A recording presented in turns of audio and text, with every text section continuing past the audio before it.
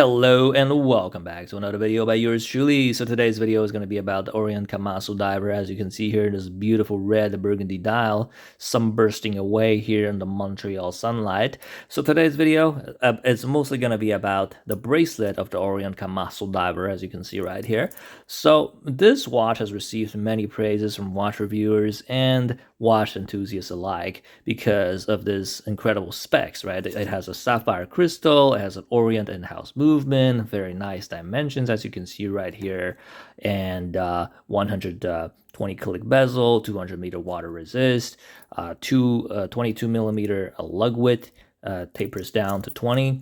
So the only, two major complaints that most people have about this watch is that the bracelet feels kind of cheap, and the screw down crown is a little bit hard to screw in and screw out because of the crown, the giant crown guards right here. So other than that, amazing watch, amazing specs, an amazing entry-level watch for most people. So as you can see here, the bracelet is a little scratched because I did get this watch used for only about $100. The guy that was selling it moved on to smartwatches.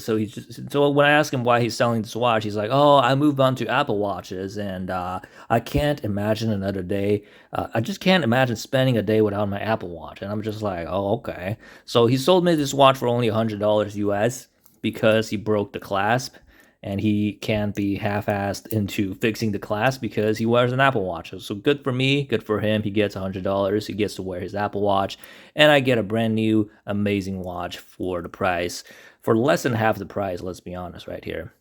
So the bracelet of the Orient KAMASU, as I mentioned before, it's 22 millimeter lug width. It tapers down to 20. It has hollow end links, as you can see right here. If the camera can just focus, it has hollow end links. It also comes originally with a press clasp. So this is why a lot of people have been complaining that a bracelet feels a little bit cheap compared to the rest of the watch. Obviously, if the bracelet was, a full solid end link and milled clasp and everything, the watch will probably be more expensive right here. So the reason why this bracelet feels kind of cheap, even though it looks pretty nice, it's this right here. I don't know if the microphone will catch it, but here, listen to this. All right.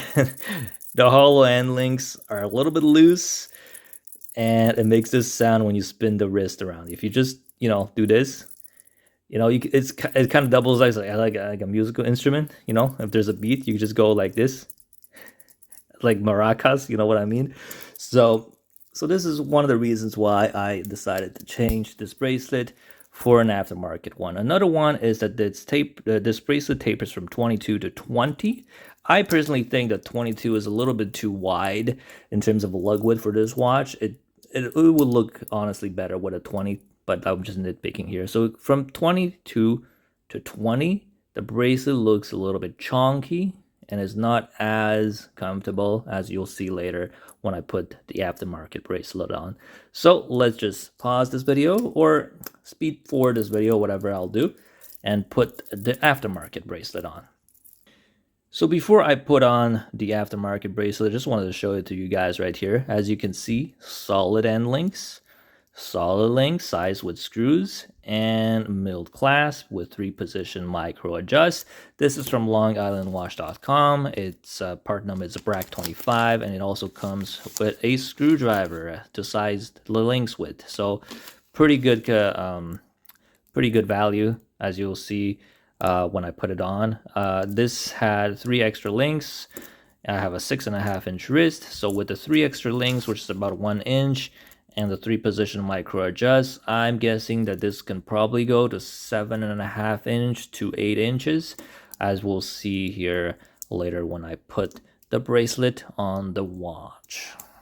And we are back. As you can see right here, beautiful bracelet, amazing finishing here on it compared to the OEM bracelet. As you can see, obviously OEM bracelet is a little bit used with a bunch of scratches right here, as you can see from the left to right, but I think the brushing quality is a lot better here on the Long Island watch bracelet. Another key feature of this bracelet is that it tapers from 22 to 18, so it will wear a lot more slimmer, a lot more nicer on the wrist, and less chunky on the wrist.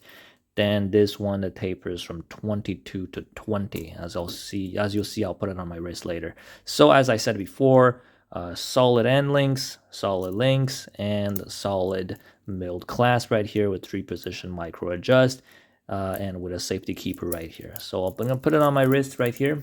As you can see, this is a 6.5-inch wrist, fits very nicely. The only complaint I have about this bracelet is that it has a male end link. So if it had a female end link, it would be even, more, how would I say, it'll fit a lot better. As you can see here, this one has a female end link right here. So it molds a lot better to the wrist than the male end link right here as well. Another thing that I didn't know before ordering this bracelet or doing some research about it. So this is an oyster style bracelet right here, right? So I thought that the 3 links would be 3 separate links instead of this one piece that looks like 3 links, if you know what I mean. As you can see right here on the original bracelet, it looks like it's 3 links, right? 1, 2, 3, 1, 2, 3, 3 links, but it's really just in one piece right here. So it doesn't articulate and mold to your wrist as well as, let's say, if this was a real 3 link. And the same thing is true on this aftermarket Long Island watch bracelet. I thought it was gonna be 3 separate links, but it's not. And apparently oyster style bracelets this is supposed to be like this.